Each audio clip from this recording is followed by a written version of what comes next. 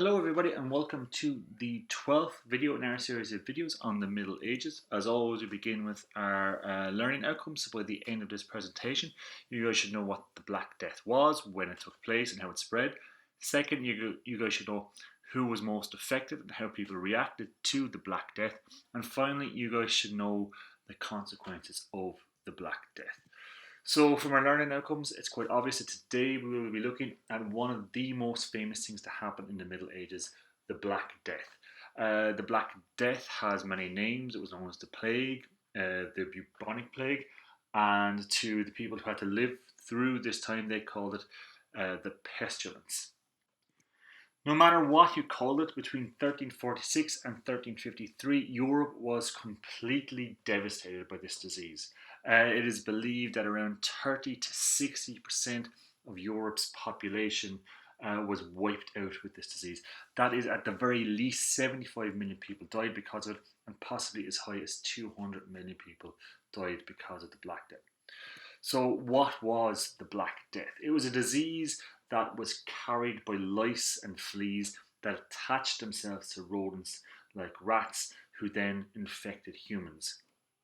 It is believed to have originated around the city of Sari, which was the capital of the Mongol Golden Horde Empire in around 1346. As we saw in the last video on merchants, the Mongols were responsible for making trade from Asia to Europe safer.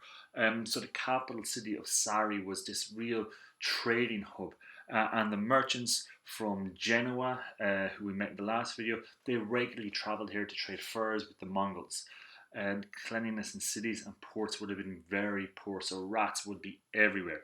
And they would even travel on all ships that left the ports. So the Genoese would have picked up their furs in Sari, then they would have travelled through their trading post of Galata outside of Constantinople, spreading it there.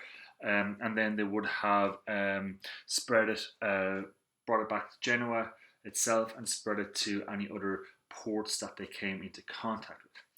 By 1348, the plague was causing massive amounts of mortality in Italy, in France, Spain, Britain and Ireland.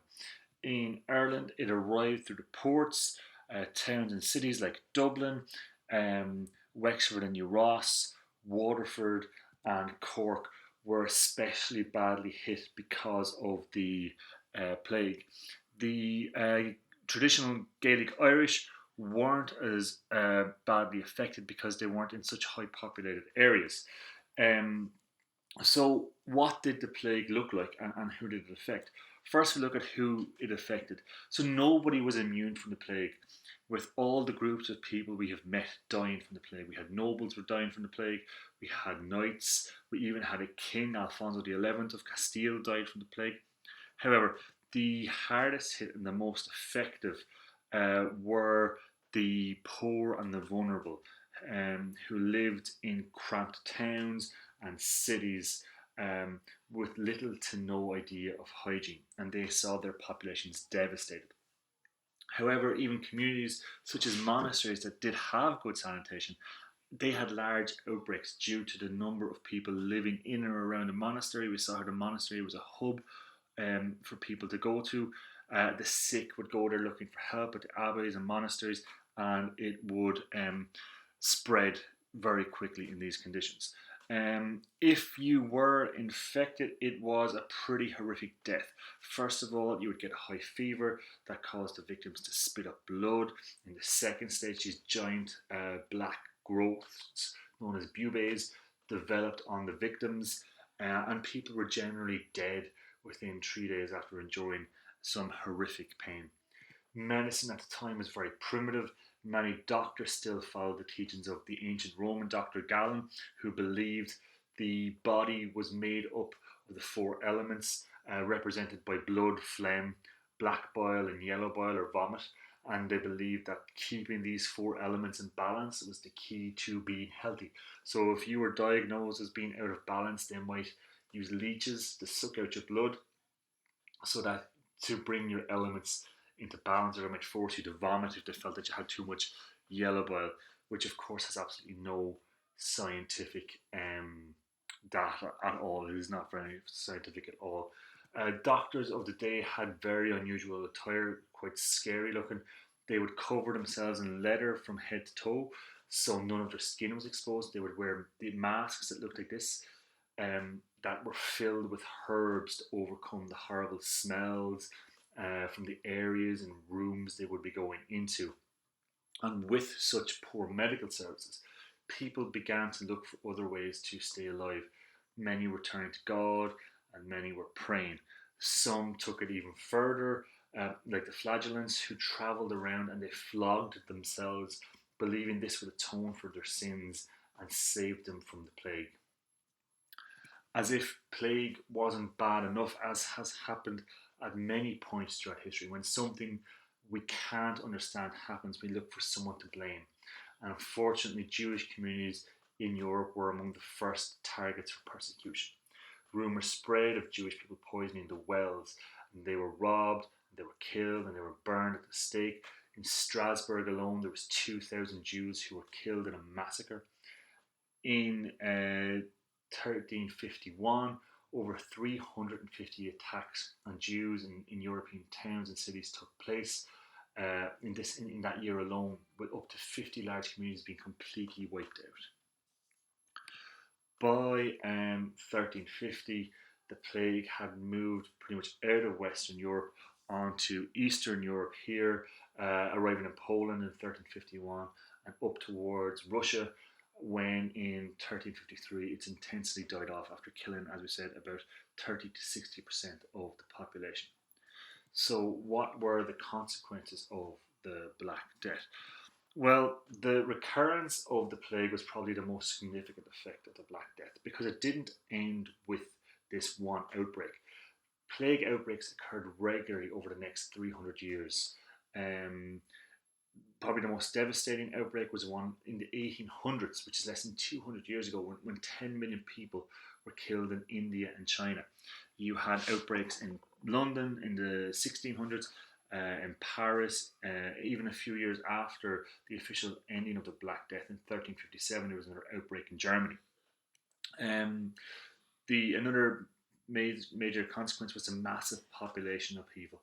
Towns were devastated. Like, for example, the city of Florence had a population of 110,000, and that was cut down to 50,000 people. It caused massive trauma as people were dying at such a fast rate that there was no ability to mourn anybody. A man would go around with a cart. People would be expected to throw their loved ones onto this cart. He would shout, "Bring out your dead." They would come out, they would throw their loved ones on the cart, and have to continue on with life, hoping that the Black Death didn't take them. It took 150 years for Europe's population to recover from the massive deaths that occurred due to the Black Death.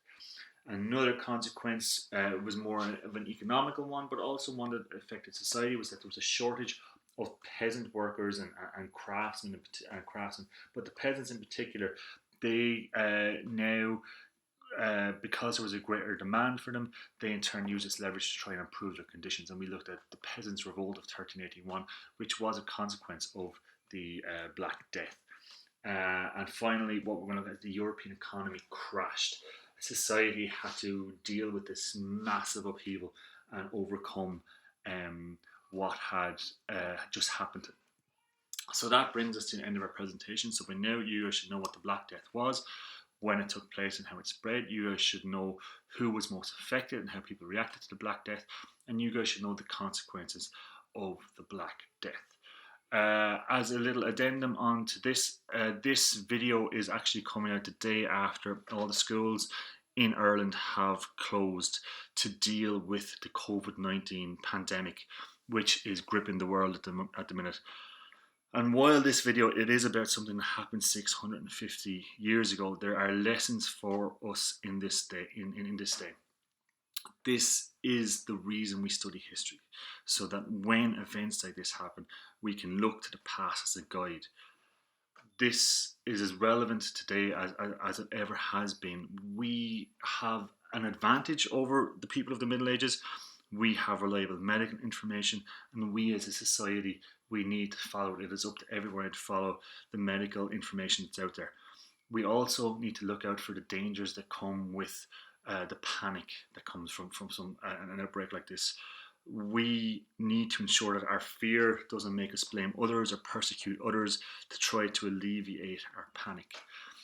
We have to remember that we're all in this together. We all have to help each other out.